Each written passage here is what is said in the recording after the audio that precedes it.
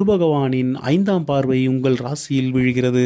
இந்த குருவின் பார்வையானது இதுநாள் வரை உங்களை ஏதோ பிழைப்பு நடத்தி கொண்டிருக்கின்றான் என்று பார்த்தவர்களுக்கு முன்பு வாழ்ந்தால் இவரை போன்று வாழ வேண்டும் என்பது போன்ற ஒரு ஆசையை உருவாக்கும் அளவிற்கு உங்கள் வாழ்க்கையானது அமையும். உங்கள் முகத்தில் பொலிவும் தேஜஸும் அதிகரிக்கும். துலாம் ராசியான உங்கள் ராசியில் 3 நட்சத்திரங்கள் உள்ளன. சித்திரை 3-4 பாதங்கள், சுவாதி 4 பாதங்கள். சித்திரை நட்சத்திரக்காரர்களுக்கு உங்களின் நட்சத்திராதிபதி உச்சம் பெறுவது மிகுந்த நன்மையை ஏற்படுத்தும். சுவாதி நட்சத்திரக்காரர்களுக்கு உங்களின் நட்சத்திராதிபதி ராகு பகவான் தன் சுயசாரத்தில் தற்போது சஞ்சரித்து வருகிறார். இந்த சஞ்சாரம் உங்கள் ஆசைகளை நிறைவேற்றிக் கொள்ள வழிவகுக்கும்.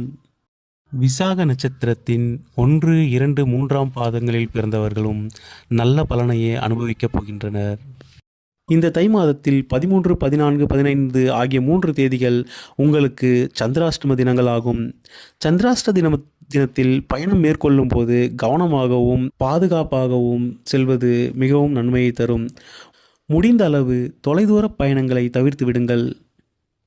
தவிர்க்க முடியாத பயணங்கள் மேற்கொள்ள வேண்டியிருந்தால் அன்று நீங்கள் பயணம் மேற்கொள்வதற்கு முன்பு விநாயகரை வணங்கி ஒரு தேங்காயை அவர் முன் எடுத்து வைத்துவிட்டு செல்லுங்கள். நீங்கள் செல்லும் பயணம் நல்லபடியாக நிறைவு பெற்ற பிறகு அந்த தேங்காயை அவருக்கு உடைத்து விடுங்கள்.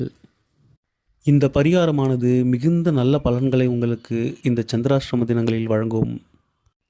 சந்திரன் அஷ்டமத்தில், அதாவது 8இல் இருக்கும் இந்த காலகட்டத்தில் யாரிடமும் வீண் வாக்குவாதங்களை வைத்து கொள்ளாதீர்கள். இந்த மாதம் முழுவதும் உங்கள் ராசிநாதன் சூரிய பகவானால் அஸ்தமனப்பட்டு சஞ்சரிப்பதால் உங்கள் உடல் நலத்தில் மிகுந்த கவனம் செலுத்துங்கள்.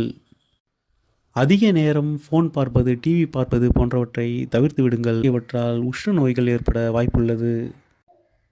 உடல் நலத்தை மட்டும் நன்றாக பார்த்து கொள்ளுங்கள். மற்றபடி இந்த மாதம் ஒரு சிறப்பான மாதமாகவே இருக்கப் போகிறது. உங்கள் குடும்பத்தில் சுப நிகழ்வுகள் இந்த மாதத்தில் நடைபெறும் அல்லது சுப நிகழ்வுகளுக்கு சென்று மகிழ்ச்சியாக கொண்டாடுவீர்கள்.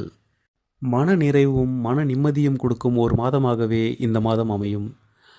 அனைவருக்கும் இனிய பொங்கல் நல்வாழ்த்துக்கள். நன்றி.